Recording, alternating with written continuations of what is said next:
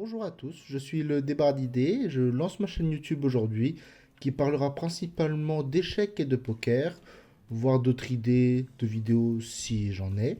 Et aujourd'hui nous allons nous intéresser aux échecs en me lançant un défi, partir de 100 Elo et arriver à 2000. Donc pour cette première partie, ce défi se fera sur chess.com. Donc, je ne vais pas vous cacher que sur mon compte perso, j'ai déjà atteint 2000 Elo. Et je me lance ce défi pour voir si je peux à nouveau réussir à atteindre 2000 sur un nouveau compte et voir combien de temps ça me prendrait. Donc, pour ce premier match, on voit que l'adversaire pousse ses pions en priorité, mais ne contrôle pas le centre. Surtout lorsque l'on est débutant, il faut avoir deux règles en tête lors de l'ouverture. La prise du centre, ou au moins le contrôle de certaines cases. Quand je parle de centre, je parle des cases de D5, E5, E4 et D4. Et la deuxième règle, c'est le développement des pièces. Donc, à un niveau aux alentours là, de 100 Elo, on voit que l'adversaire ne connaît pas vraiment ses principes. Là, on voit qu'il a joué sa dame, qu'il a développé sa dame pour attaquer rien du tout. La dame doit être jouée de manière à être agressive, mais pas en début de partie.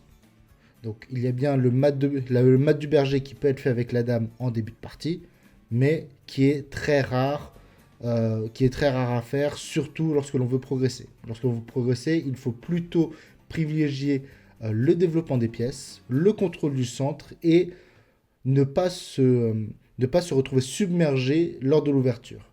Là, ce qu'on peut voir, c'est qu'il a fait 4 coups de dame. Moi, j'ai joué un pion, quelques pièces, qui me permet déjà de développer mes pièces. Et alors, cette partie va s'arrêter puisque l'adversaire a abandonné. Alors, l'adversaire a abandonné dans cette position car il a dû être déconnecté. Mais on voit déjà que mes pièces étaient développées. Alors que les siennes, il y avait sa dame qui était en l'air sans aucune pièce développée, des pions qui étaient poussés de 1 pour rien.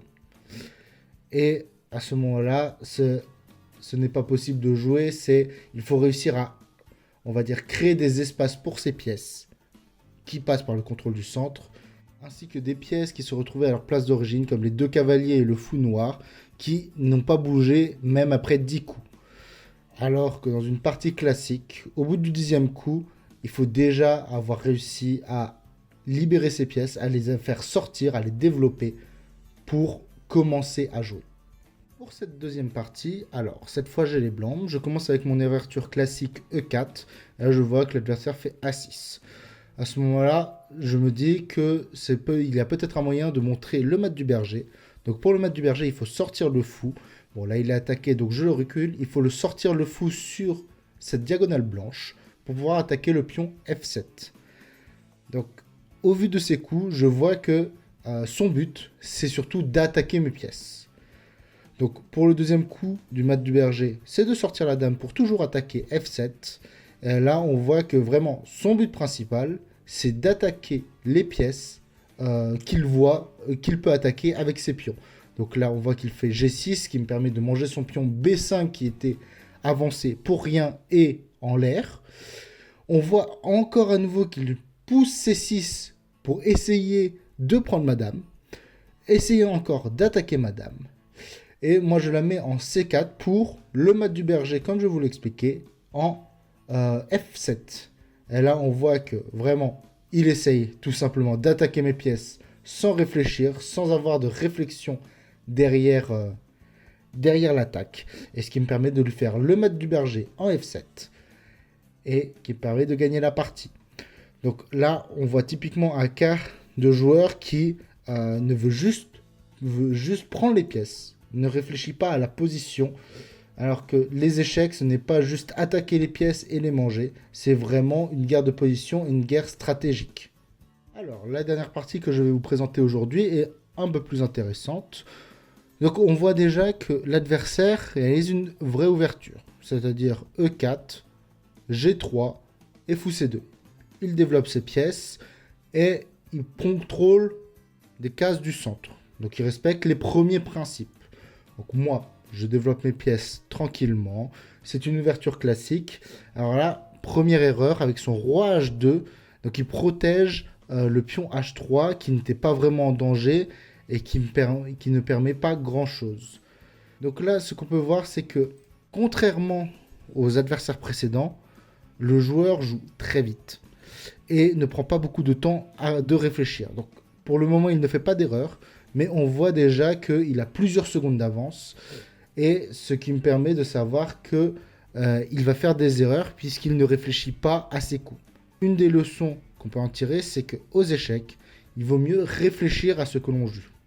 On ne peut pas jouer tout comme s'il vient, puisque là, par exemple, sur le pion D4, on voit qu'il n'a pas réfléchi à combien de pions l'attaquer et qu'il perdait un pion dans cet échange.